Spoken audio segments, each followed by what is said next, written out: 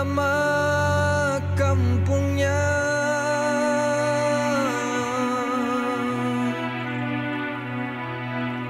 Sudah diterangkan pada mulanya.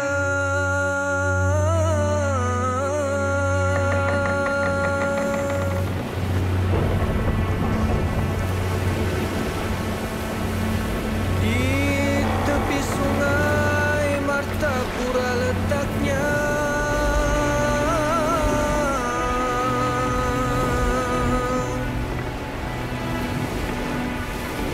Menuju Banjarmasin arah tujunya.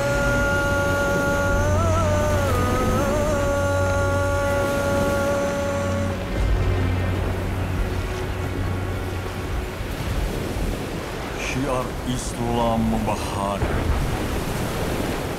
Doa dan tekad juang kalahkan halangan. Badai topan, bergunung-gunung ombak bukan lagi ancaman. Hanya puja-puji kepada Sang Halim dilantunkan hamba-hambanya.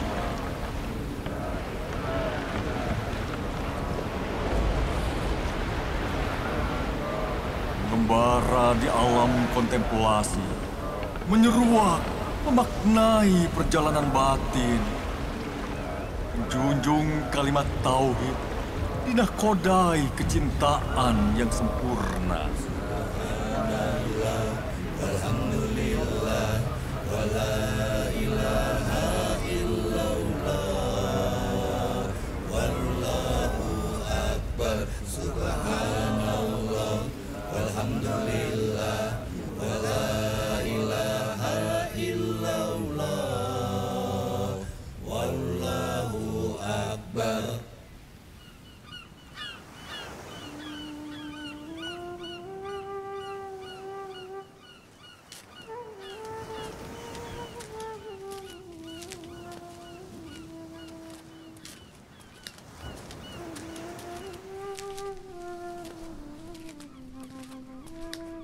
Selamat datang di tanah Betawi. Tanah di mana banyak masjid yang dibangun oleh wali-wali Allah.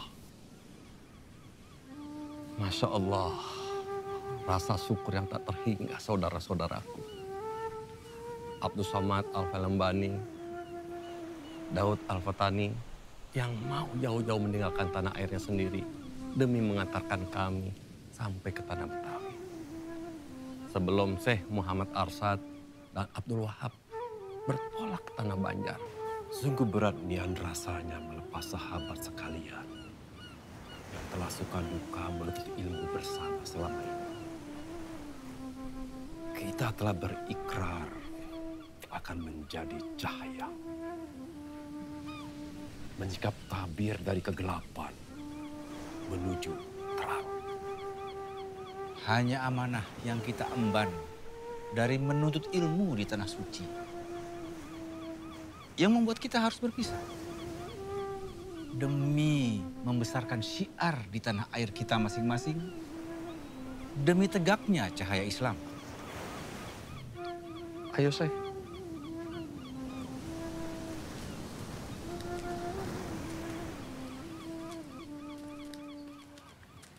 Assalamualaikum. Waalaikumsalam. Sungguh suatu sambutan yang sangat meriah dari Syekh Abdullah dan para ulama-ulama Jawi, penegak panji-panji Islam yang dimuliakan Allah. Hati ini bersimbah rasa haru tak terkira. Hari ini, keberkahan meliputi tanah Betawi. Alhamdulillah. Atas kehadiran ulama-ulama Al-Mukarram dari tanah Haramain yang dicintai Allah beserta malaikat penghuni langit. Mari masuk.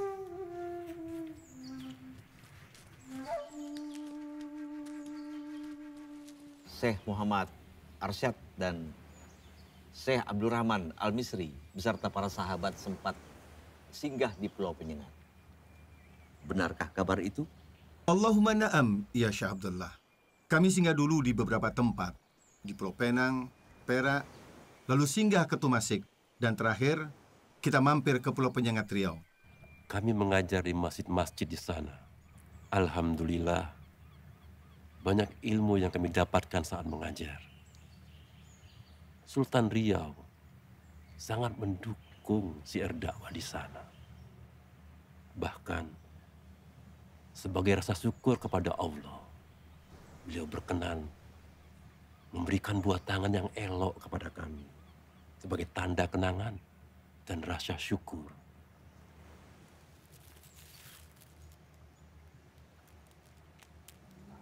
Masya Allah. Alhamdulillah. Permisi.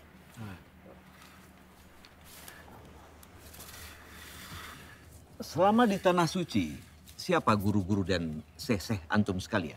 Di Mekah, Ana dan Syekh Abdul Somad belajar fikih kepada Syekh Atha'illah bin Ahmad Al-Misri Al-Azhari.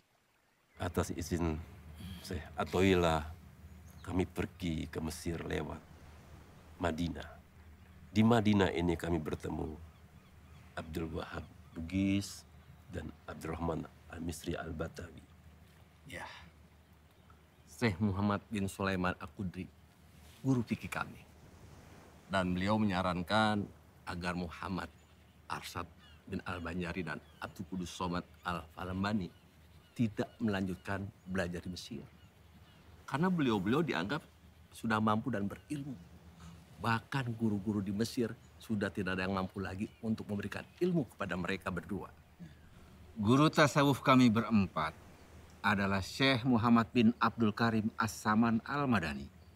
Kami diperkenankan suluk dan khalwat langsung di bawah pimpinan dan pengawasan Syekh Muhammad bin Abdul Karim As-Saman. Alhamdulillah, kami berempat diberi tugas sebagai khalifah Tarikat Salbaniyah untuk Tanah Jawa. Alhamdulillah. Betapa beruntungnya para syekh sekalian dapat belajar langsung dengan guru-guru yang berilmu tinggi.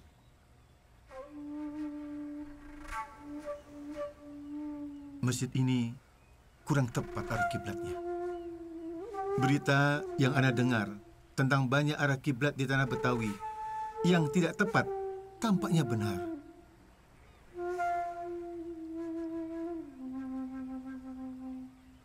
Tidak tepat. Alafu ya Syekh Abdullah. Sejak masjid ini dibangun, apa pernah dihitung lagi arah kiblatnya? Oh, belum pernah, Syekh. Tapi ada apa dengan arah kiblat masjid kami? Ya Abdullah, coba antum ikut Ana, begitu pula yang lain, agar menjadi saksi.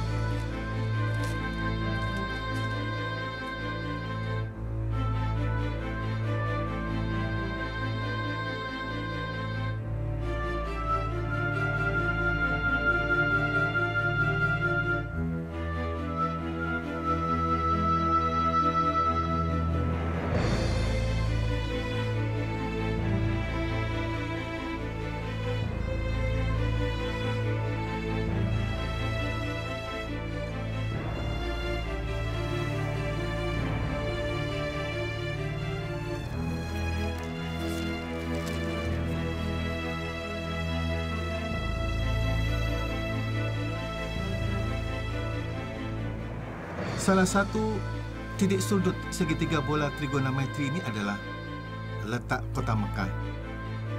Titik sudut yang kedua adalah kutub utara. Dan titik sudut yang ketiga adalah letak yang hendak ditentukan arah kiblatnya. Maka inilah derajat dari Mekah sampai ke Betawi. Dan garis khatulistiwa membuat titik tepat seperti ini. Nah, inilah letak arah kiblat. Seharusnya 25 darajat lebih ke kanan dari letak sekarang. Tidak mungkin, Syekh Muhammad Arsyad. Ana yakin, masjid-masjid di kota kami dibangun oleh wali-wali kasyaf yang dengan karomahnya dapat melihat secara langsung tepat atau tidaknya arah kiblat. Tidak mungkin ada kekeliruan. Oleh sebab itu, dilarang untuk mengubahnya. Tidak ada larangan untuk membetulkan arah kiblat pada masjid-masjid yang keliru. Walaupun masjid itu dibangun seorang wali. Wali bisa saja keliru. Hanya Nabi dan Rasul yang maksum. Mereka seketika dipelihara Allah dari salah dan dosa. Ya, hanya Nabi dan Rasul yang maksum. Dulu di negeri Yaman, sebagai bentuk ijtihad para ahli fikih ketika menggeser mihrab sebuah masjid yang dibangun oleh seorang wali dengan nama panggilan Abu Saif. Benar apa yang disampaikan oleh Syekh Muhammad Arsyad. Dan bukan rahasia. Banyak masjid-masjid yang dibangun oleh kaum muslimin di daerah Khurafa dan pedesaan Mesir. Dan kemudian difatwakan oleh ulama wajib untuk digeser. Fakta-fakta yang terjadi menggambarkan bahwa tidak ada larangan mengubah arah kiblat sebuah masjid. Jika apabila ada kekeliruan, maka wajib kita merubahnya. Meskipun masjid itu dibangun oleh seorang wali Allah. Islam sangat menjunjung tinggi keilmuan yang dihasilkan oleh ijtihad atas nama takwa. Dan Allah sangat menyenangi orang-orang yang berakal, beriman, mensyukuri semua ciptaannya dan kebesarannya. Oleh karena persoalan tadi, kami mendengar dan kami taat. Sami'na wa ata'na. Alhamdulillah. Allahu Akbar. Malam purnama di dermaga Sunda Kelapa. Berita kehebatan Syekh Muhammad Arsyad telah tersiar ke penjuru. Demang penjilat menyampaikan berita demi mendatangkan pundi-pundi uang kepadanya. Yang mulia Gubernur Jenderal, telah tersiar kabar tentang seorang syekh bersama sahabatnya datang dari Tanah Suci Mekah. Dan bisa mengubah arah posisi kiblat di beberapa masjid wilayah Batavia. Benarkah itu revolusi? Undang syekh itu. Kita buktikan kebenarannya. Baik. Jangan-jangan dia penipu. Tapi Tuan Gubernur Jenderal, dia seorang syekh. Syekh Muhammad Arsyad Al-Banjari. Gubernur Jenderal Hindia Belanda berniat menguji sekaligus menjatuhkan martabat Syekh Muhammad Arsyad Al-Banjari demi tujuan memadamkan cahaya kebenaran. Benarkah arah kiblat masjid itu salah? Bisa jelaskan? Kesalahannya adalah seharusnya bergeser 25 darajat dari letak arah kiblat yang ada sekarang. Dengan menentukan letak lintang dan bujur Mekah, maka letak derajat berada di 21 darajat, 20 radian, 67 darajat, 0 radian. Kami menghitung menggunakan tongkat istiwa. Dengan perhitungan 3 titik sudut segitiga bola trigonometri ke arah Mekah. Adapun untuk perhitungan titik 0 darajat bujur, bukanlah menggunakan patokan Greenwich London, tapi seharusnya berpatokan pada Jazairul Khalidat Asbahnya. Adapun bintang kutub tidak selalu dapat dilihat pada setiap negeri yang terletak di garis khatulistiwa. Demikian juga di negara yang berada di sebelah selatan khatulistiwa, seperti Banjar dan Jawa. Maka pada negeri-negeri itu tidak dapat bintang kutub dijadikan dalil untuk menentukan arah kiblat. Namun, ujung pedoman selalu menunjukkan ke arah utara. Kebetulan searah dengan posisi keberadaan bintang kutub utara berada. Allah berfirman dalam Al-Quran Surah Al-Anbiya ayat 33, dan dialah yang telah menciptakan malam dan siang, matahari dan bulan, masing-masing berada pada garis edarnya. Sadaqallahul Adzim. Bagaimana Syekh Muhammad menilai kedalaman laut? Kita sedang berlayar menuju Laut Jawa.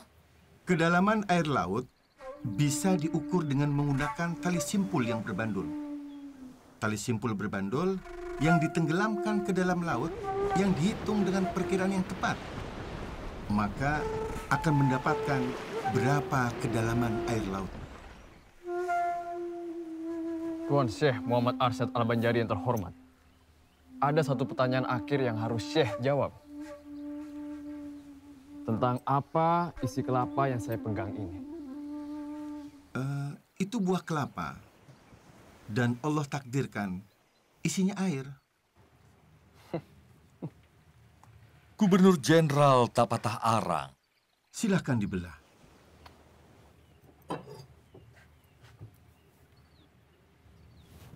Malam yang gelap. Malam purnama menjadi saksi kelicikan Demang atas restu sang gubernur. Siasat jahat bersekutu dengan iblis dijalankan demi mempermalukan Syekh Muhammad Arsyad Al-Banjari.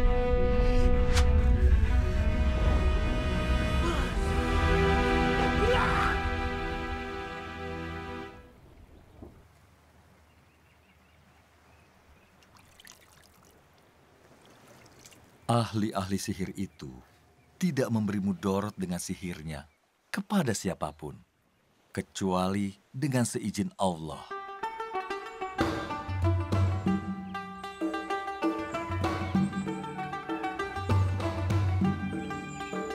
Kejayaan Kesultanan Banjar di bawah pimpinan Pangeran Tadilaga yang bergelar Sultan Tahmidullah II menjadikan bumi Banjar sebagai pusat perdagangan komoditas. Lada hitam, madu, rotan, emas, intan, damar, hingga kulit binatang. Pemimpin-pemimpin wilayah di Kesultanan Banjar bekerja keras memakmurkan warganya atas petunjuk Sultan Tahmidullah II. Wahai rakyat Banua Banjar, dangsanak-dangsanaku barataan, Allah Subhanahu wa Ta'ala mengutus kekasihnya Muhammad Sallallahu Alaihi Wasallam dengan membawa ayat-ayat suci Al-Quranul Karim yang mengajarkan akhlakul karimah kepada kita semua. Dan insya Allah akan membawa kita ke jannah, membawa kita ke surga. Di tengah-tengah kita hadir Syekh Muhammad Arsyad Al-Banjari.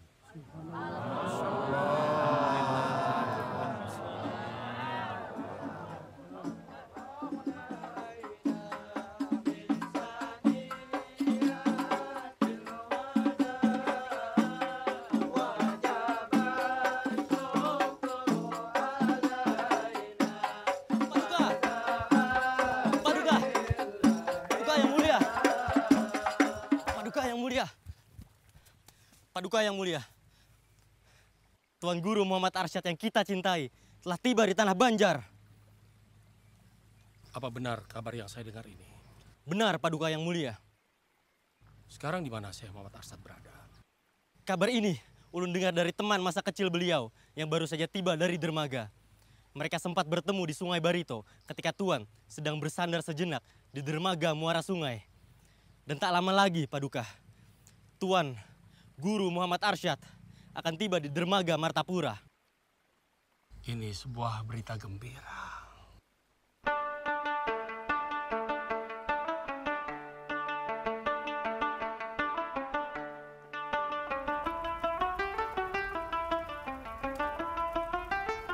Assalamualaikum. Waalaikumsalam warahmatullahi wabarakatuh. Selamat datang, Syekh. Datang kembali di lingkungan istana. Sungguh suatu kehormatan, Paduka yang mulia. Ulun sama sekali kada mengira jika Sultan berkenan menyambut sendiri kedatangan ulun. Ini seperti Datuk lihat, kami rutin mengadakan badadamaran setiap malam salikur di bulan Ramadan. Begini, Datuk, memerlukan ulama berilmu untuk membimbing umat mengenal Allah dan mencintai Islam sebagai pedoman hidupnya. Karena itu, bertumpuk harapan kami limpahkan kepada Datuk agar rakyat Banjar terlepas dari kebodohan dan menjadi umat yang bertakwa. Karena kami yakin Datuk adalah ulama penegak panji Allah. Tak terasa, kurang lebih 30 tahun Ana meninggalkan Martapura.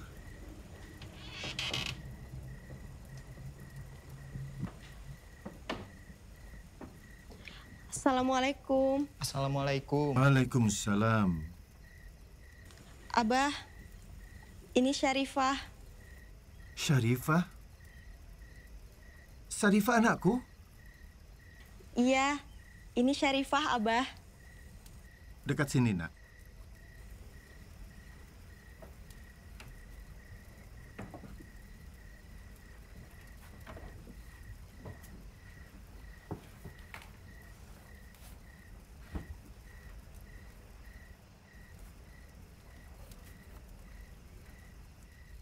Seperti mimpi rasanya bertemu Abah. Selama ini, Mama hanya bisa menyabarkan Syarifah. Bila Syarifah rindu dengan Abah. Syarifah, Ikam sudah ganal, nak. Lawan Bungas lagi. Waktu di Mekah, Amang Jainal memberikan cincin milik Ikam, Syarifah. Tanda Ikam itu sudah ganal, nak. Dan Ikam nakai sudah wayahnya untuk menikah. Abah, Ulun sudah dinikahkan dengan seseorang oleh Sultan. Ini Usman, suami Ulun. Mohon restu Abah untuk pernikahan kami. Abah juga sudah menikahkan Ikam Syarifah lawan Syekh Abdul Wahab di Mekah. Atas dasar Wali Mujibir. Wali Mujibir itu adalah orang yang berhak menikahkan perempuan yang ada di dalam kekuasaannya tanpa izin dan ridho dari perempuan tersebut. Dalam hal ini, Syarifah adalah anak kandung Abah Muhammad Arsyad. Hadanglah, ada satu cara untuk menangani masalah ini. Kita lihat siapa yang lebih dahulu menikah lawan Syarifah, apakah Abdul Wahab atau Usman? Abah akan menggunakan dengan cara menghitung ilmu falak. Siapa yang terhitung lebih awal tanggal pernikahannya, maka dia yang sah menikah dengan Syarifah putriku. Dan keputusan ini harus diterima oleh semua pihak dengan hati ikhlas. Apapun hasilnya, aku menerimanya dengan ikhlas. Begitu pula Ulun, Abah. Ulun terima saja takdir dari Allah, Abah.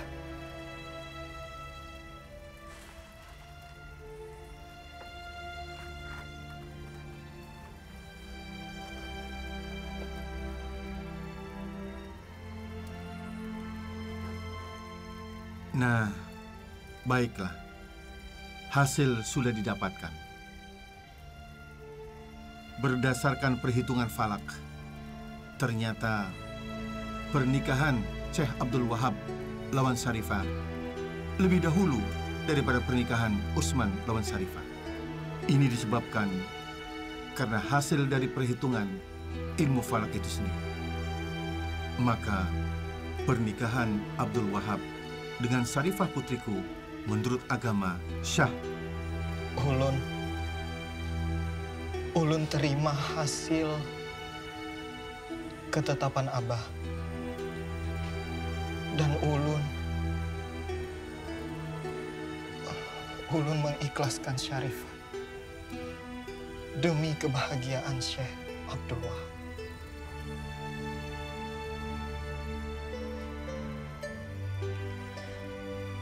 Syarifah menerima keputusan Abah. Karena itu sudah kehendak Allah.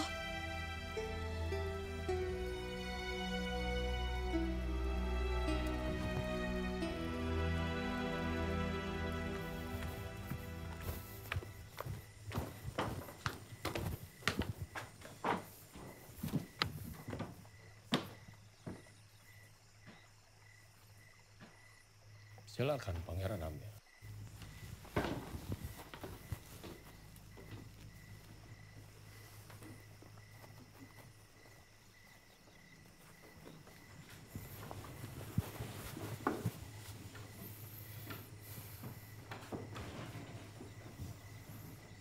Sudah saatnya Paman Pangeran Natadilaga menyerahkan kesultanan padaku untuk menjalankan pemerintahan Kesultanan Banjar.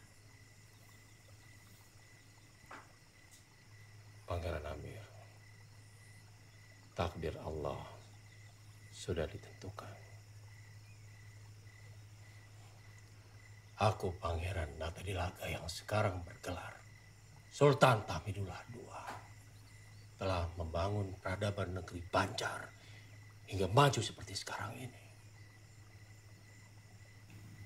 Apabila negeri Banjar dijalankan oleh orang yang salah, maka Kesultanan Banjar akan hancur dalam waktu singkat. Itu hanya alasan Paman. Lalu bagaimana dengan wasiat abah kami?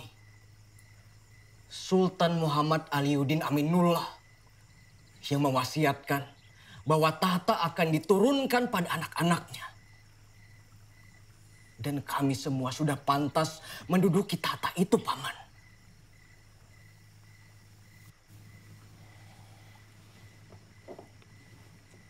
Akan aku berikan apa yang Pangeran minta.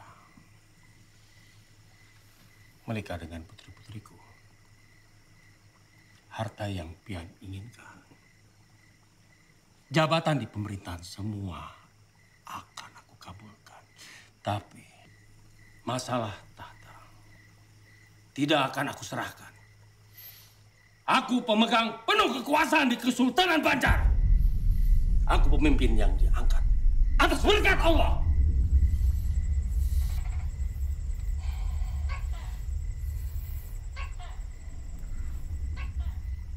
Baik. Baik, Paman. Kalau memang tahta tidak akan diberikan kepada Ulun, maka izinkan Ulun untuk diberangkatkan ke Tanah Suci melaksanakan ibadah haji.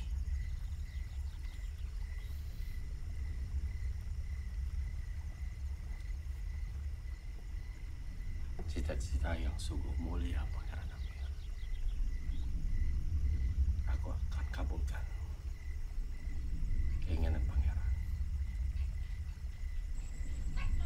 Segala biaya dan perlengkapan akan ditanggung Kesultanan Banjar.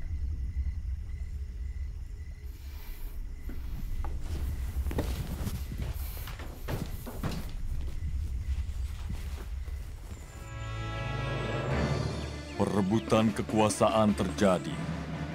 Pangeran Amir, anak Sultan Banjar Muhammad Aliuddin Aminullah, yang gagal naik tahta pada tahun 1785, menuntut hak tahtanya. Namun tuntutan itu tidak diindahkan oleh walinya sendiri, Pangeran Natadilaga atau Sultan Tahmidullah II. Malam ini, kita rebut kekuasaan dari Sultan Natadilaga. Kesultanan Banjar ada di sini.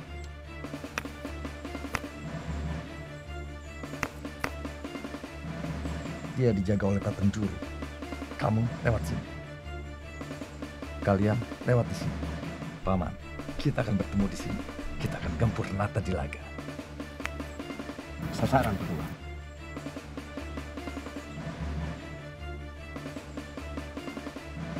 Mari kita berangkat.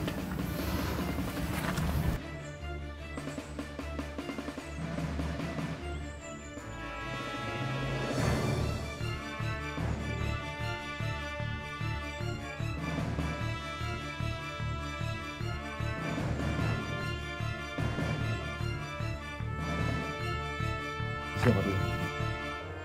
Sudah cukup pembicaraan kita malam ini. Saya mau istirahat. Paduka! Paduka yang mulia. Panglima. Ada kabar dari mata-mata kita. Pangeran Amir serta pasukan terpilihnya malam ini akan melakukan serangan diam-diam ke istana. Mohon izin Paduka. Ulun siap melumpuhkan serangan ini. Tumpas perlawanan mereka. Siap, Paduka. Tunggu. Pangeran Amir jangan sampai terluka. Siapkan pedang. Daulat Paduka.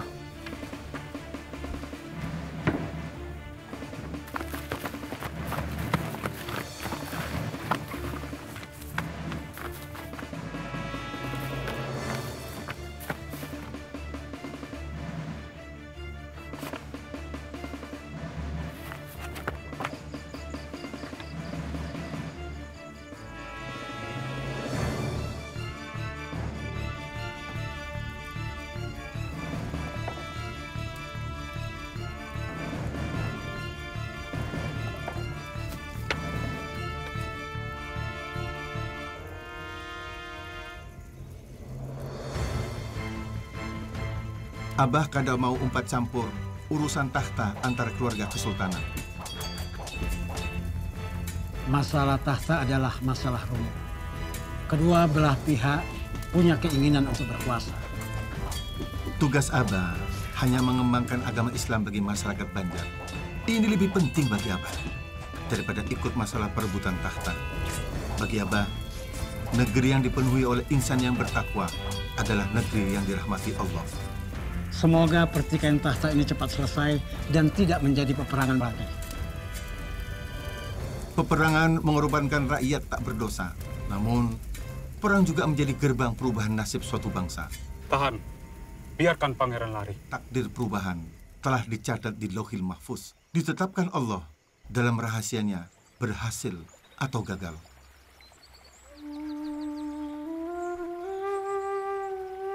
Sejak kecil, Muhammad Arsyad telah dianugerahi berbagai bakat.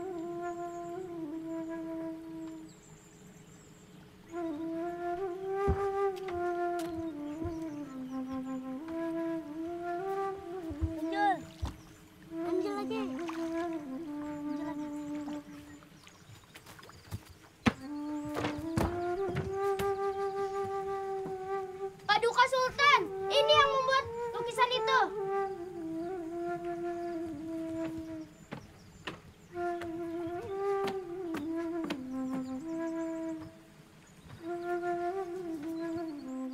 Betapa indah lukisan ini.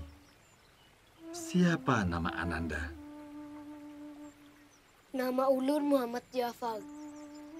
Kenapa Ananda melukis gambar sungai, perahu, dan gunung-gunung di sekitar lukisan gambar lafaz Allah? Allah menciptakan semuanya. Gambar sungai mengalirkan air supaya perahu-perahu bisa berjalan di atasnya. Kalau gunung itu tinggi, ujungnya runcing. Bentuknya seperti perahu terbalik. Kalau gunung tidak bisa terbalik, maka sebaliknya. Cerdas nian, Ananda. Masih kecil, namun pikirannya dalam seperti orang dewasa. Begitu pula lukisan, kaligrafi, sangat indah. Paduka, Ananda ini seperti Galuh. Kelak dibuka menjadi intan bernilai tinggi. Dia sungguh dianugerahi setumpuk bakat. Anak ini akan kubawa ke istana untuk dididik. Cari orang tuanya. Tertumpah rasa kasih sayang seisi istana kepada Muhammad Arsyad yang mempunyai nama lahir Muhammad Jafar. Gurunya sangat kagum atas kepandaian muridnya.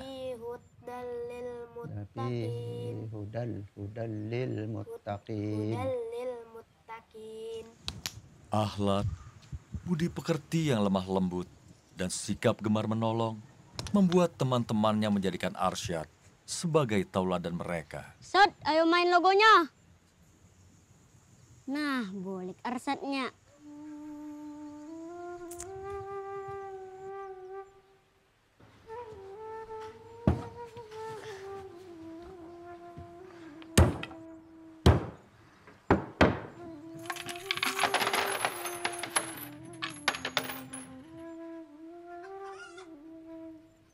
Assalamualaikum, Kai. Waalaikumsalam. Ada apa, Cok? Nina, Kai, gasan pian.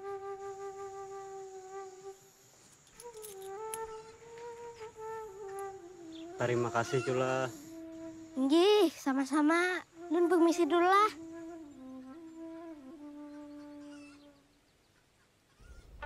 Salam Paduka. Ini adalah hasil bumi dari kebun hamba. Sebagai rasa syukur, hamba berikan kepada Paduka. Alhamdulillah, tanah Banjar subur.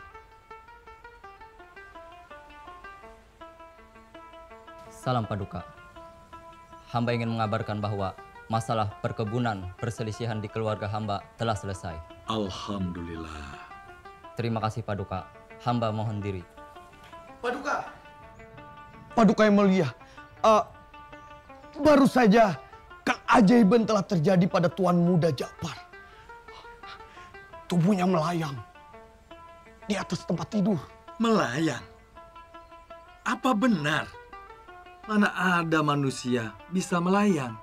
Kayak ulun melihat dengan mata kepala ulun sendiri, Paduka yang mulia. Bahkan ulun memegang tubuh Tuan Muda, menadah supaya tidak jatuh. Tuan Muda juga bercerita tentang mimpinya itu. Tuan Muda baik-baik saja. Ulun mimpi ada kakek bawa ulun ke langit, Paman. Ulun terharu, Paduka yang mulia, mendengar cerita itu. Dan tak kuat rasanya menahan cucuran air mata, Paduka yang mulia. Tanda-tanda Ja'far akan menjadi orang besar, Paduka yang mulia. Dia kelak akan membawa kemajuan bagi Kesultanan Banjar. Ya. Tuhan telah menampakkan Ja'far menjadi orang besar, kelak berjasa bagi Kesultanan Banjar. Kita harus merawat anak ini dengan penuh kasih sayang, mencukupi kebutuhannya, membekalinya dengan ilmu dunia dan akhirat.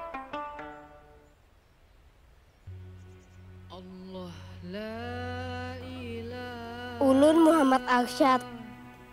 Pian Burungai akan ulun rawat dengan kasih sayang. Masa remaja Muhammad Arsyad dilalui pada saat Sultan Hamidullah, berlanjut ke masa Sultan Tamjidillah berkuasa.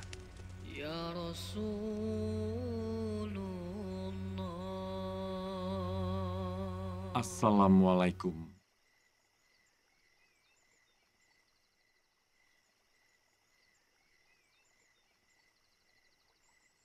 Ananda Arsyad, usiamu sudah pantas untuk menikah.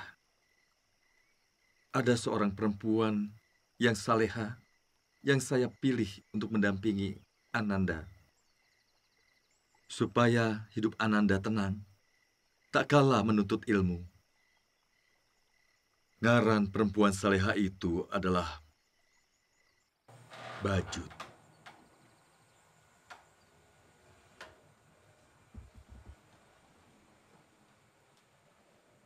Ding, sudahkah sholat tahajud? Baru saja selesai, Kanda.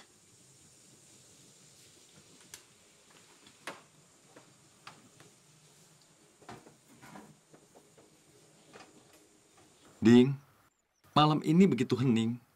Bumi seakan bersujud. Dan angin pun serasa malu untuk bersiul lantang. Apakah malam ini malam Lailatul Qadar? Bahkan, biasanya malam diramaikan dengan senandung nyanyian jangkrik. Kali ini, sunyi senyap, Kanda. Semoga anak kita lahir dalam keadaan sehat, Dinda. Menjadi anak soleh dan soleha. Berbakti kepada orang tua dan agamanya. Dan semoga kelak menjadi ulama penegak panji-panji Allah.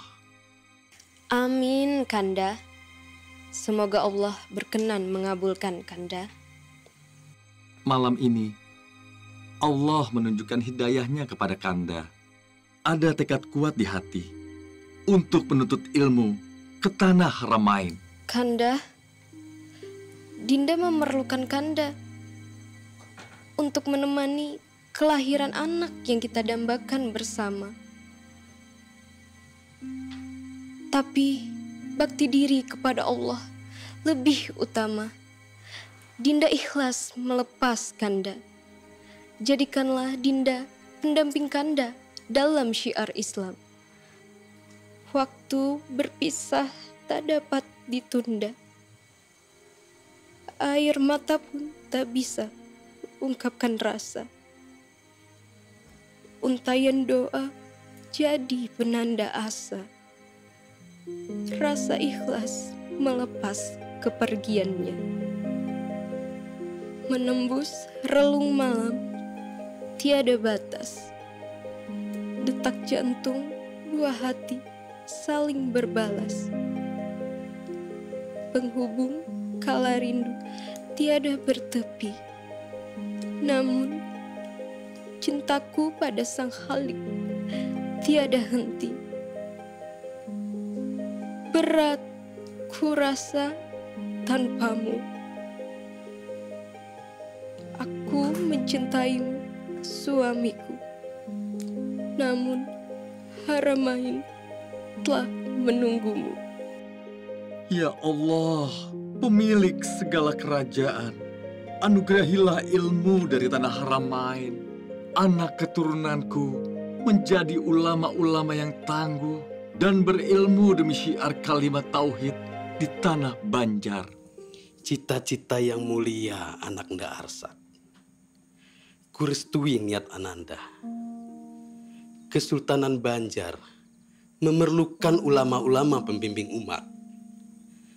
Kesultanan akan maju di bidang keagamaan dan ilmu pengetahuan. Islam menjadi kemaslahatan bagi rakyat Banjar.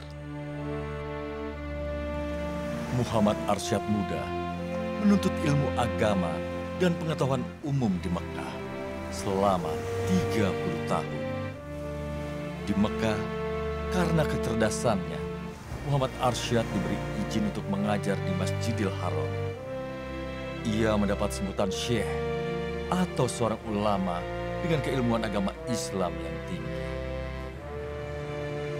Di tiap sisi wilayah tempat kita membangun madrasah, kita doakan mudah-mudahan tempat ini selalu terjaga dari kekuatan jahat yang merusak. Di mana ada kebaikan bersemi, di situ kejahatan tak akan diam.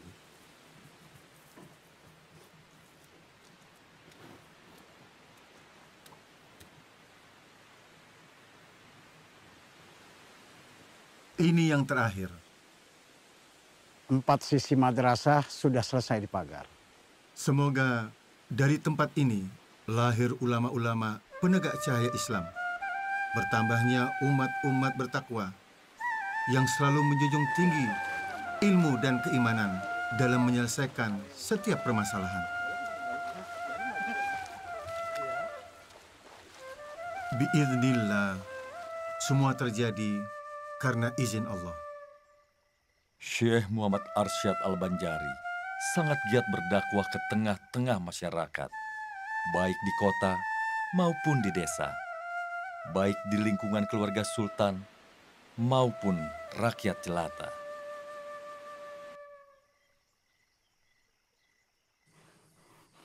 Dasar binahong, seberatan rencana Unda jadi kacau.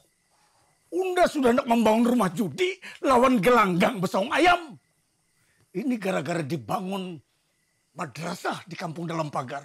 Jadi kacau, jamu. Apa hebatnya agama? Apabila Sultan Banjar tolak menyerang ke pasir, kita serang juga secara mendadak. Ayo Pak, aku. Sabar Bauntonglah. Assalamualaikum. Ada apa loh? Guru, anak ulun lawan ulun kelaparan. Kada ada makanan di rumah. Laki ulun kada mau begawi. Hanya asik lawan amalan-amalannya. Ulun kada tahu lagi harus kayak apa, Guru. Ulun minta tolong pian, Guru. Kawalah pian menyadarkan laki ulun.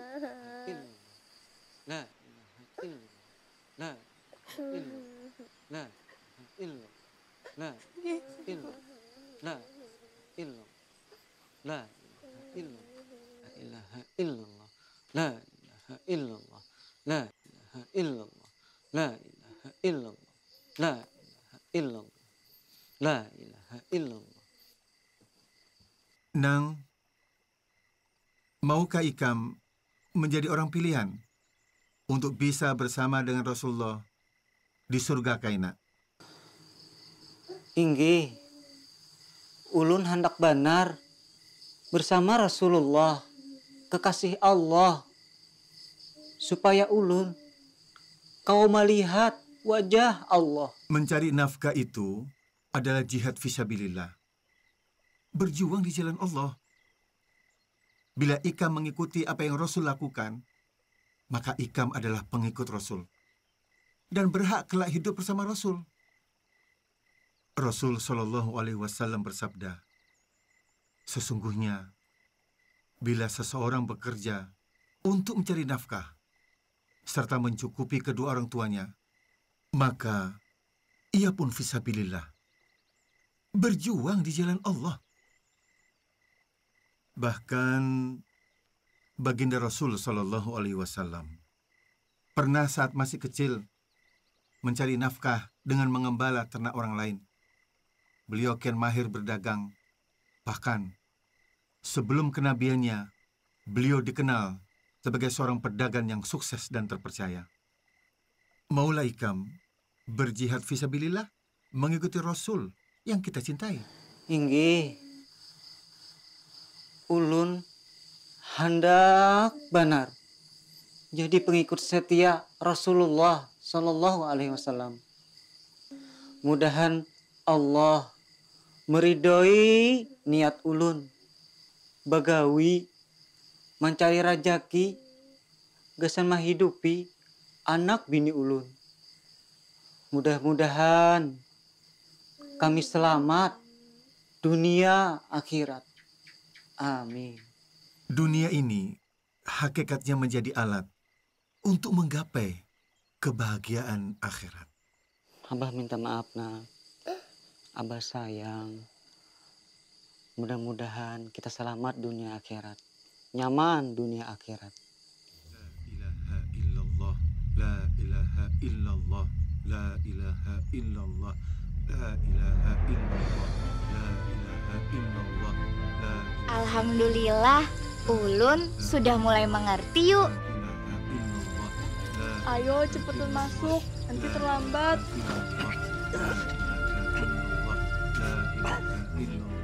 La ilaha illallah, la ilaha illallah, la ilaha illallah.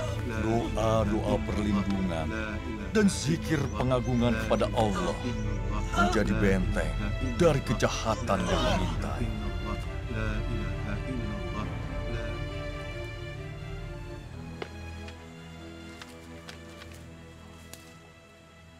Ini dasar binahong.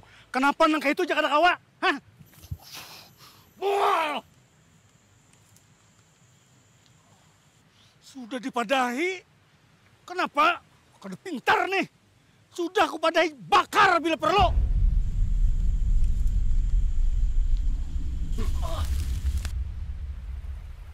Nah, ada kalem buai. Nyaman dimakan nih. Apa mau makan kalem buai? Gitu kadang dimakan. Haram.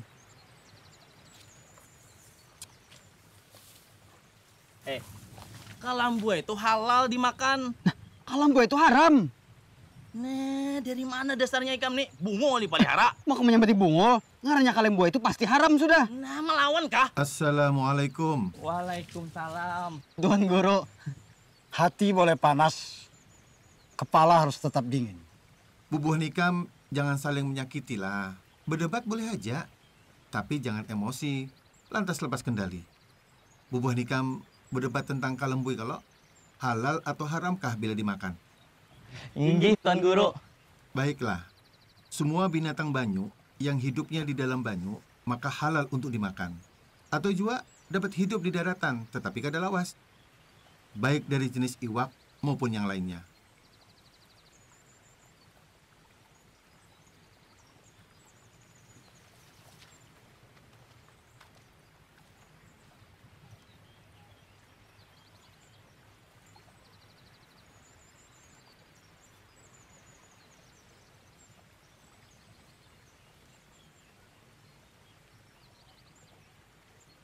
Haram memakan kalomboy.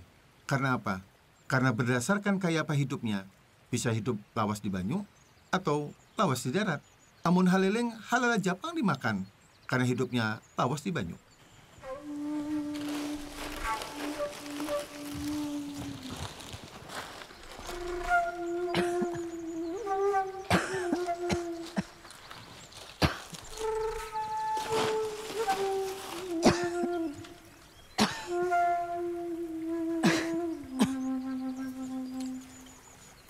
Wahab. Iya, Pak.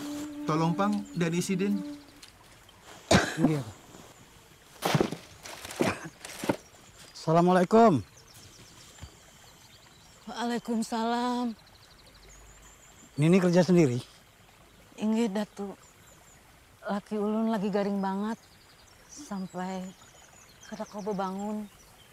Dan ulun sudah mulai kada kuat. Anak Nini? Kedua anak ulun tulak merantau. Sampai ini kada simbulikan lagi. Nini tinggal di mana? Di kampung sebelah, Datu. Kada jauh pada sini. Boleh kami antar? Terima kasih, Datu.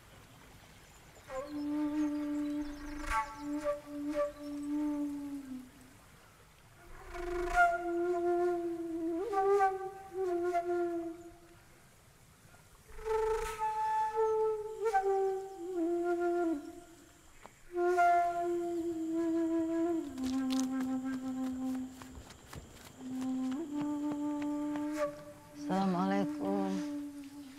Silakan masuk, Datu.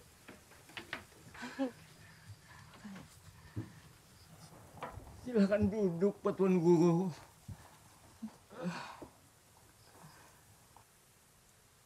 Ni, kenapa batis Kai? Kai diseret bahaya gunung di Sungai Martapura, Datu.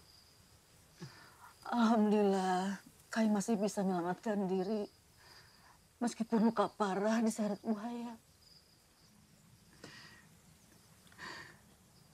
Parah sekali lukanya. Betul, Wahab. Kita harus segera bawa mereka berdua ke dalam pagar. Pian berdua, sore ini juga hendak kami bawa ke kampung dalam pagar, Gasan dirawat. Alhamdulillah. Datu berdua datang menolong kami di kala kami sekarang. Datu berdua utusan Allah. Ayo ya Qayyum, la ilaha illa anta.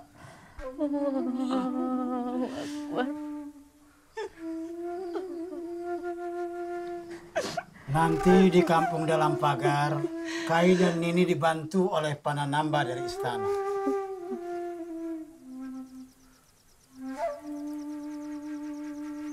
Abah, sepertinya banyak sekali persoalan di kampung dalam pagar ini yang harus dibenahi. Harus ada hukum fikih yang mengaturnya. Tuan Guru, tolonglah kami, Tuan Guru, tolong kami. Jenazah yang kami makamkan itu keluar dari liang lahat.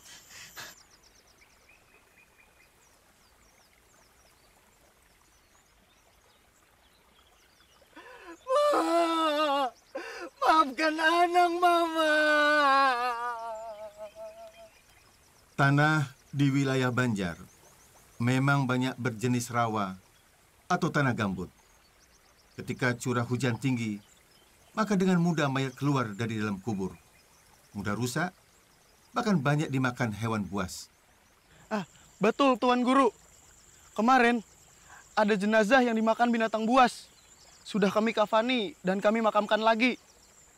Tapi kemarin naik lagi dan jasadnya rusak parah. Bahkan ada jenazah perempuan yang auratnya terbuka. Katulahan, kita semua akan ketulahan. Arwah-arwah ini sebentar lagi murka dan gentayangan mencari korban. Jangan imani tahayul, bisikan iblis itu.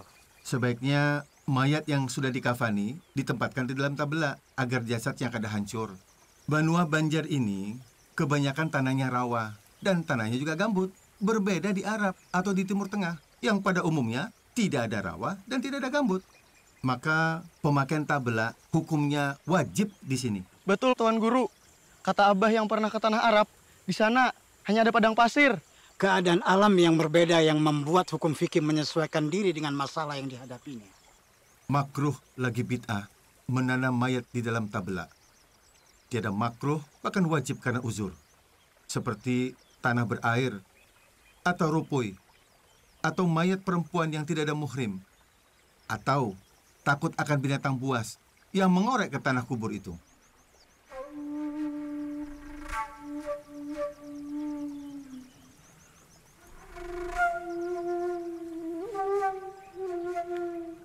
Ayo, Syekh.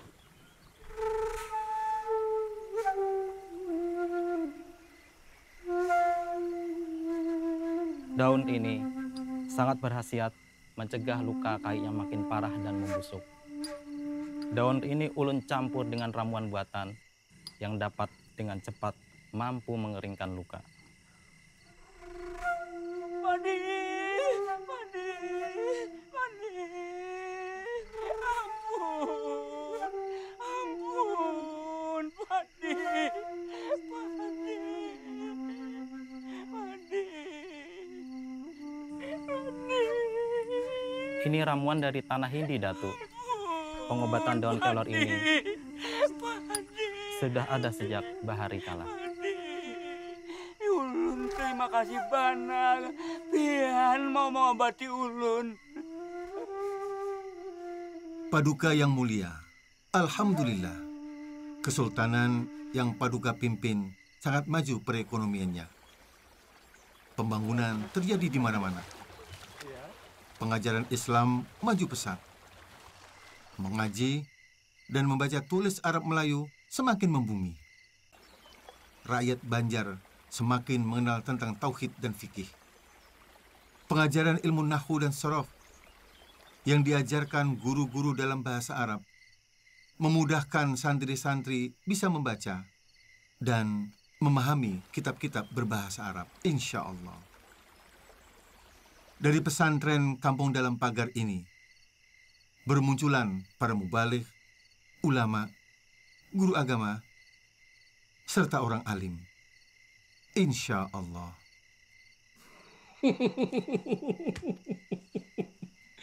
Senang sekali mendengarnya, Datuk. Kesultanan Banjar akan disegani hingga ke mancanegara. Namun Paduka Sultan, tanpa mengurangi rasa hormat, ternyata masih ada rakyat miskin yang harus disejahterakan. Apa betul, Datuk, rakyatku masih ada yang miskin? Tidak hanya miskin, bahkan ada pula yang tergolong fakir.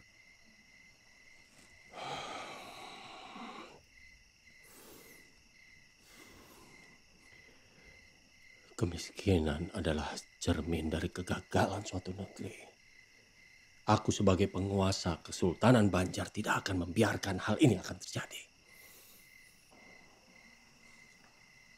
Anugerah amanah dari Allah sebagai Khalifah Kesultanan, maka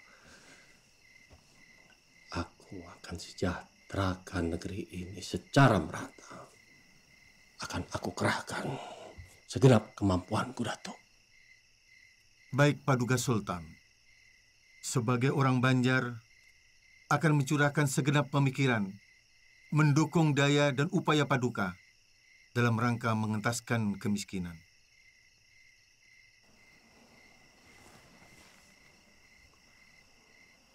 Datuk punya saran.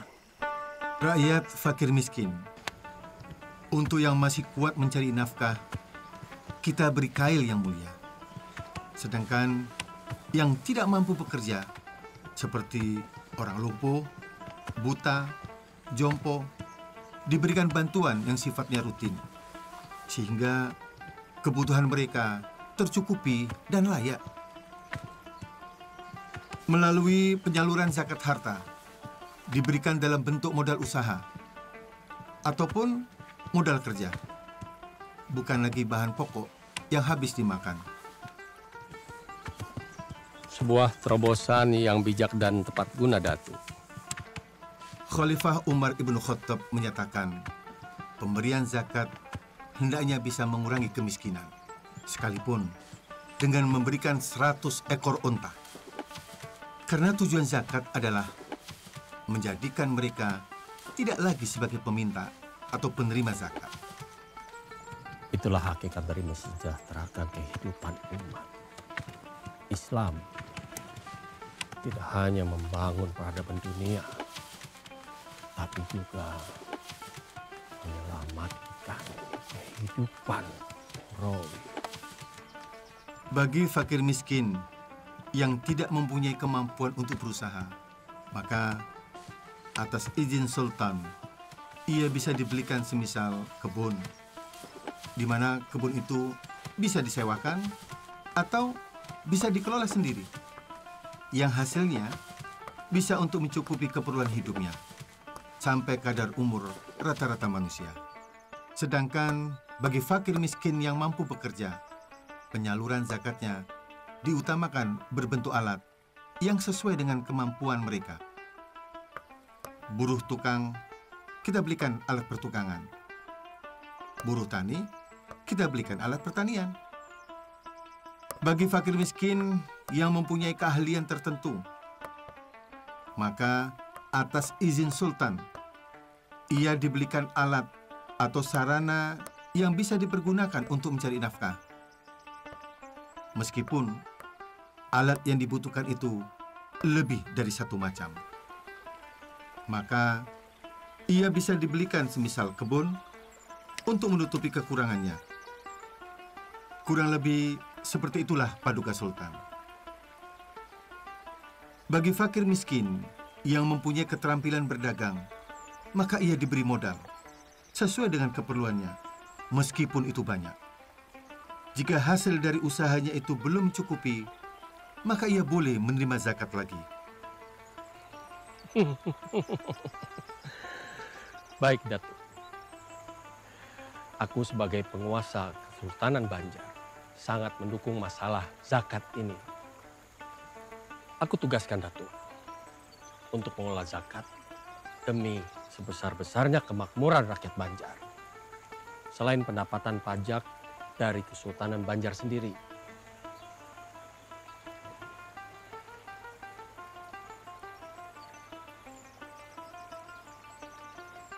Tuan Guru! Assalamualaikum Tuan Guru! Tuan Guru! Tuan Guru! Tuan Guru! Tuan Guru, saya ingin bertobat dan terimalah saya menjadi santri, Tuan Guru. Benar, Tuan Guru. Mohon kami diterima sebagai murid. Sudah banyak darah orang tak bersalah kami tumpahkan. Syekh dengan tegas memberitahukan cara memakamkan jenazah mama saya. Ketika jenazah mama saya dimakamkan dalam peti kayu, malamnya mama datang dalam mimpi. Mama tersenyum. Biar mama... Lihat, Purban Mama sudah tenang di sana. Bahiadat sekalinya. Ubahlah tingkah laku Ika Manang. Syekh. Ini Reh, naga-naganya pacangan jadi musuh pribadi Unda. Syekh dalam pagar, nih, jebes musuh Hikam. Kita.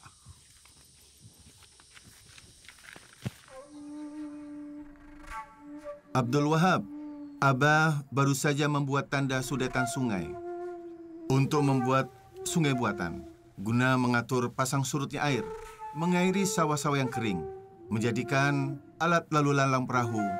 Ini semua dapat menghidupkan perekonomian di wilayah Banjar. Sudetan ini mempermudah pedagang-pedagang untuk datang dari mana saja dan berniaga di Martapura. Sistem pengairan sebagai bagian dari kebudayaan leluhur yang dikenal oleh masyarakat Banjar. Ada berbagai ragam bentuknya. Ada anjir, andil, tahta, syaka, dan antasan. Lalu, sudetan yang Abah lakukan ini apa namanya? Handil, saluran kedua yang bermuara pada sungai. Kita bisa kerahkan para santri untuk melebarkan sungai lebih dari 30 meter dengan kedalaman 7 hingga 10 meter. Kita mulai kerjakan awal kemarau, semoga selesai di musim hujan. Sistem pengendali banjir berlaku sistem pasang surut yang mempertemukan Sungai Martapura dari Pegunungan Meratus dan Pegunungan Pamatun, sehingga jadilah anak sungai yang dapat mengalirkan air membelah Sungai Martapura dan Sungai Tuan. Kemudian anak sungai itu disempurnakan sehingga berfungsilah sebagai irigasi yang dapat mengatur jalannya air. Dan diperoleh lahan yang dulunya tidak subur menjadi lahan yang subur. Hingga tanaman yang mereka tanam bisa panen dengan hasil yang mengembirakan. Dan perekonomian masyarakat Banjar akan tumbuh dengan baik.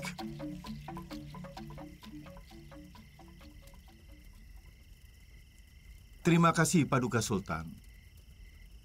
Biarkan bendahara yang membagikan secara langsung di bawah pengawasan kita.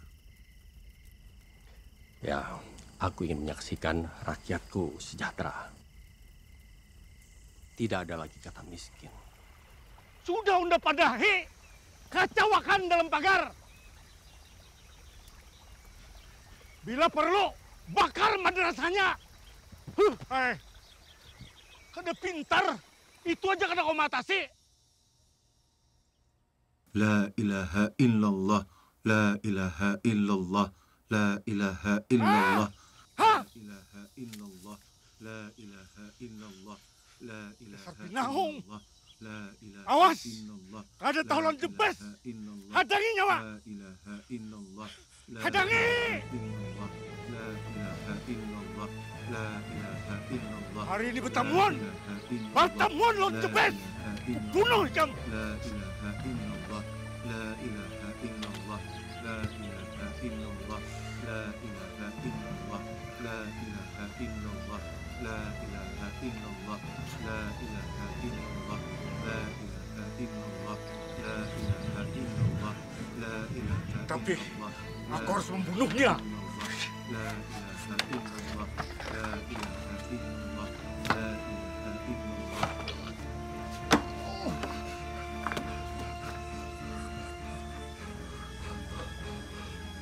Bertobatlah sebelum waktumu habis.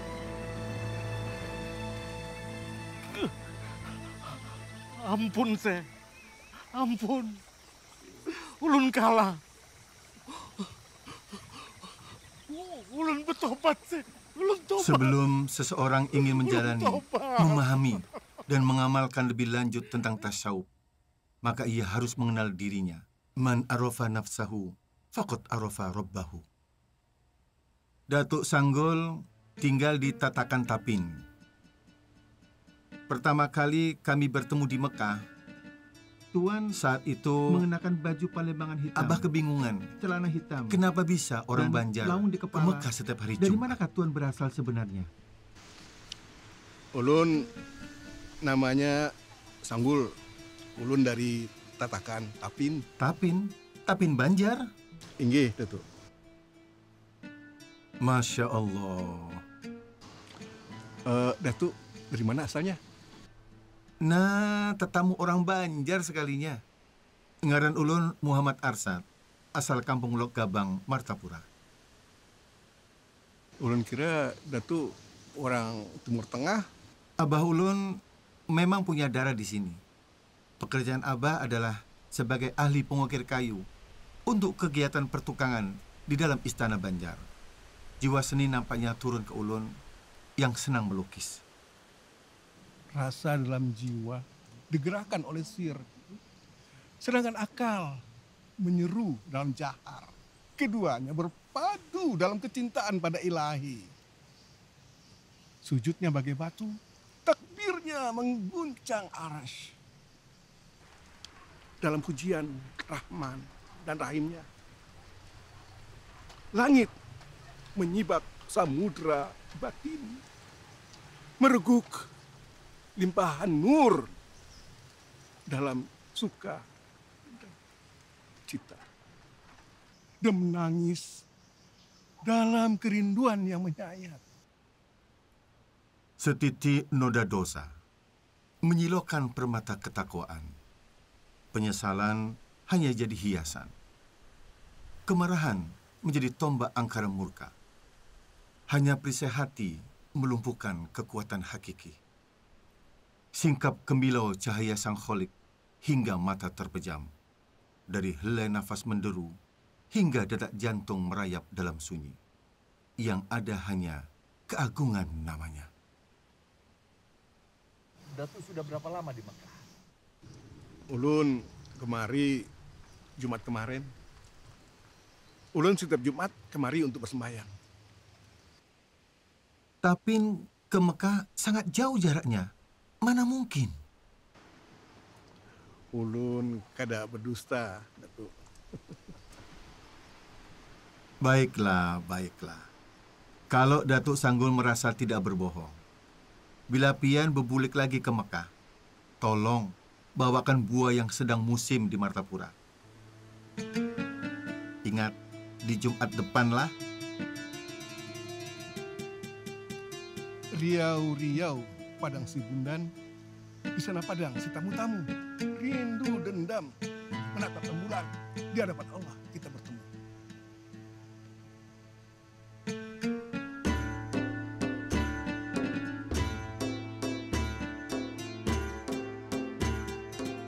Ya, benar Datuk. Ini buah durian. Memang asli buah durian yang tidak ada di Mekah.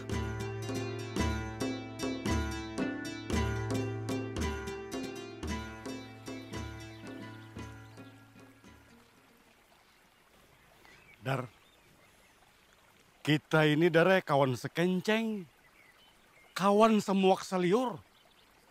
Ikam ingatlah kita bahari, mulai lok selong, lok buntar, sampai kita ke Sungai Jingah.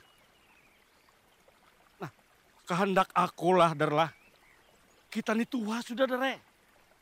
Lawan sekira kam tahu, unda ini sudah bertobat. Nah, jadi unda hendak nyawa bertobat juga. Nah ini. Oh, jadi kayak itulah nyawa lah. Hah? Takutan kah? Lawan nangakan Datu. Apa kakaknya? Arsat. Datu Arsat. Datu dalam pagar kerja. Takutan kah? Hah? Nih nah, abadar. Kan suatu takutan. Dar, unda ini kada pernah takutan Dare. Ikam tahu seorang, tapi unda ini sadar. Oh, punya muftinya udah, punya mufti. Ah, punya takutan, punya mufti. Menyuruh lu bertabur, punya mufti. Punya mufti. Ya.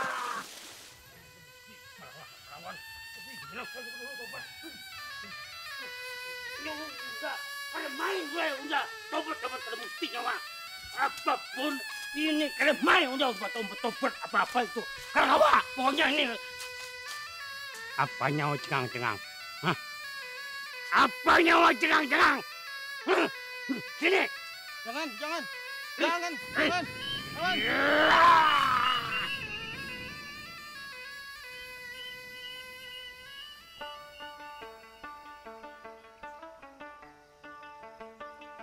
Assalamualaikum warahmatullahi wabarakatuh. Waalaikumsalam warahmatullahi wabarakatuh.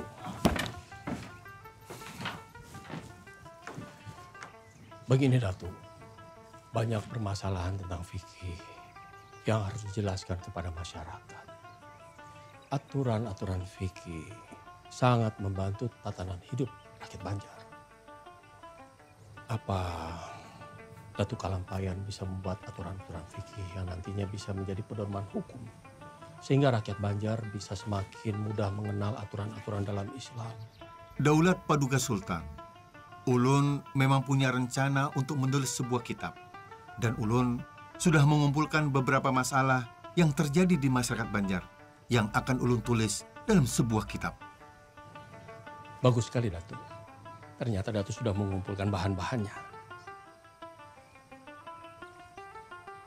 Dulu saat ulun di Medina, ulun sempat berdiskusi dengan Syekh Muhammad bin Sulaiman Al-Kurdi tentang masalah sultan-sultan di Tanah Jawi yang mewajibkan rakyatnya untuk membayar pajak dengan maksud untuk kemaslahatan bersama. Apakah itu boleh? Tanya ulun ke beliau. Lalu apa jawaban Syekh Sulaiman? Syekh Sulaiman Al-Kurdi menyatakan, boleh apabila untuk kemaslahatan. Bagi orang-orang yang tidak sholat Jumat dan sholat 5 waktu berjamaah, maka dikenakan denda oleh sultan. Intinya, beliau menjelaskan bahwa sholat Jumat itu jelas hukumnya fardu ain. Sementara sholat 5 waktu berjamaah berdasarkan pendapat yang kuat hukumnya fardu kifayah. Dan kata Syekh Sulaiman, wajib mengikuti perintah pemimpin selama perintah itu tidak menyalahi syariat.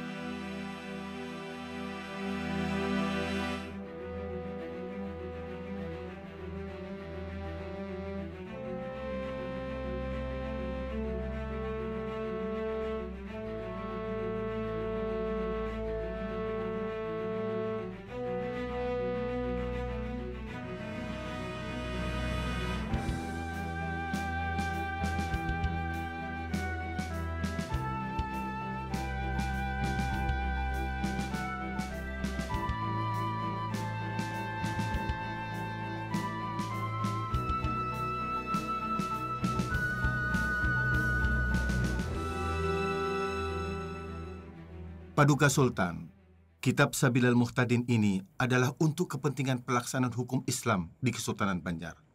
Maka perlu dibentuk Mahkamah Syariah. Lembaga ini berada dalam struktur kesultanan yang dipimpin oleh seorang mufti dan juga seorang qadhi Paduka. Apa itu mufti dan qadhi, Datuk? Mufti adalah hakim tertinggi. Posisi mufti berada di bawah sultan. Tugasnya memberikan fatwa dan nasihat kepada sultan. Ia bertanggung jawab mengawasi Mahkamah Syariah di Kesultanan Banjar. Sedangkan qadhi, ia bertindak sebagai hakim sehari-hari di ibu kota Kesultanan Banjar. Untuk menjalankan lembaga hukum berkaitan dengan aturan-aturan fikih, telah ulun rangkum dalam aturan-aturan fikih dari berbagai aturan fikih yang ada. Ulun himpun dalam sebuah kitab yang ulun beri nama Sabilal Muhtadin. Di dalam kitab yang ulun buat dalam bahasa Arab Melayu ini, bertujuan agar mudah dimengerti orang Banjar. Ada beberapa pokok pikiran ulun sendiri untuk melengkapi dari berbagai aturan-aturan fikih yang ada. Salah satunya dengan kitab Siratal Mustaqim, karya Syekh Nuruddin Ar-Raniri, yang ulun tuangkan juga dalam kitab ini. Kitab ini bermazhab Syafi'i, yang banyak dijadikan rujukan, namun kurang dimengerti orang Banjar, karena menggunakan bahasa Melayu Aceh. Luar biasa, Datuk.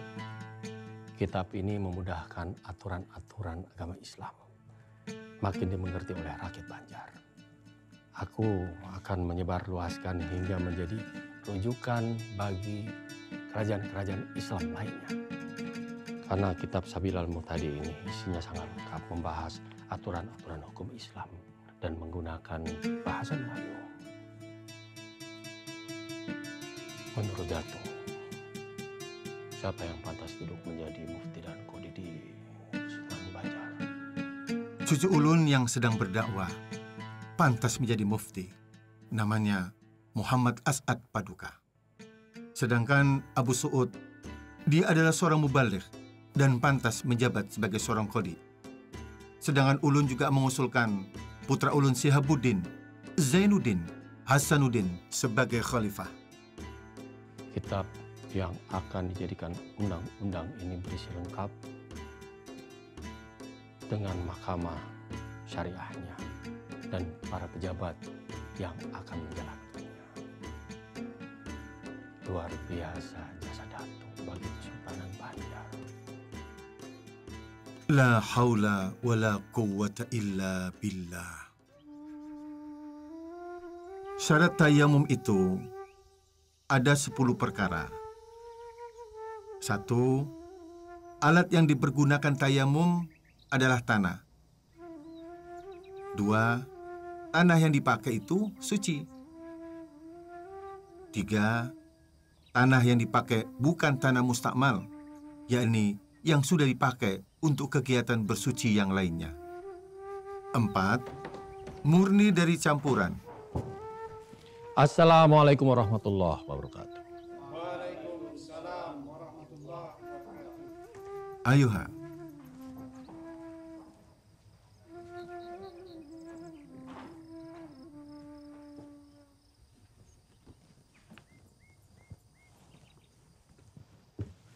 Hormat saya buat Datuk.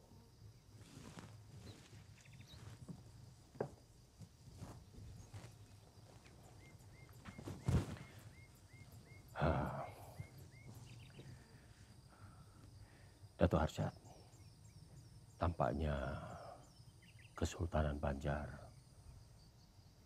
membutuhkan tempat khusus untuk pendidikan agama Islam. Benar, Paduka Sultan. Demi perkembangan pengajaran, memang lebih baik ada tempat tertentu. Sehingga orang yang ingin belajar agama Islam, perhatiannya bisa lebih terpusat. Sekaligus memudahkan orang-orang dari wilayah manapun bisa datang ke tempat itu. Apa Datuk punya bayangan di mana tempat yang baik untuk mewujudkan cita-cita ini? Allahumma na'am, Sultan. Ada. Ada di daerah pesisir sungai. Tak jauh dari sini. Cocok untuk dijadikan tempat pusat pengajaran. Selain tidak jauh dari pusat kesultanan, area itu juga dilalui sungai Martapura. Ini memudahkan untuk jalur lalu lintas perahu.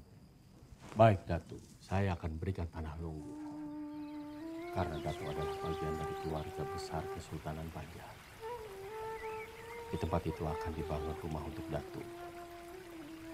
Dan saya berharap kelak nantinya di tempat itu akan menjadi pusat pengembangan agama Islam di Kesultanan Banjar.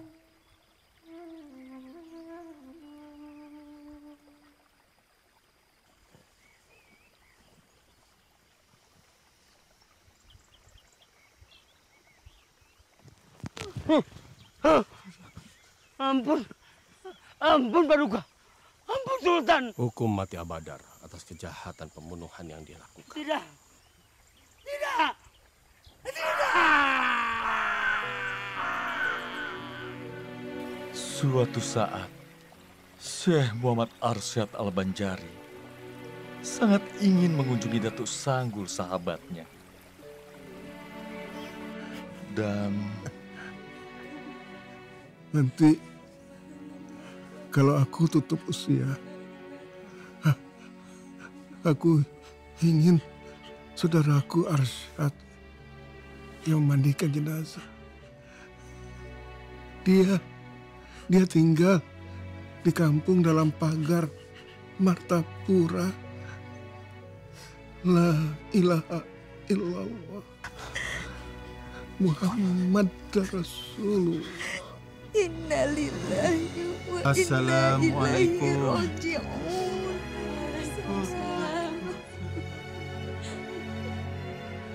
Tarekat Samania sangat menganjurkan mendirikan sholat dan memperbanyak zikir. Berperilaku lemah lembut kepada kaum fakir miskin. Berusahalah jangan mencintai dunia. Mengurangi peran akal basyariah. Sebaliknya, meningkatkan peran akal rubaniyah.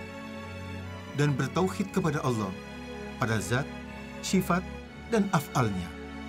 Syekh Muhammad Arsyad Al-Banjari selama 40 tahun berjuang tanpa pamrih, berdakwah, mengajar, mendidik, menulis kitab-kitab, serta membuka lahan-lahan pertanian, hingga membangun pusat keagamaan di Kesultanan Banjar. Perjuangannya bagai matahari yang menerangi kegelapan. Hingga kini, pemikiran dan kitab-kitab karyanya dipelajari di dalam negeri hingga ke mancanegara.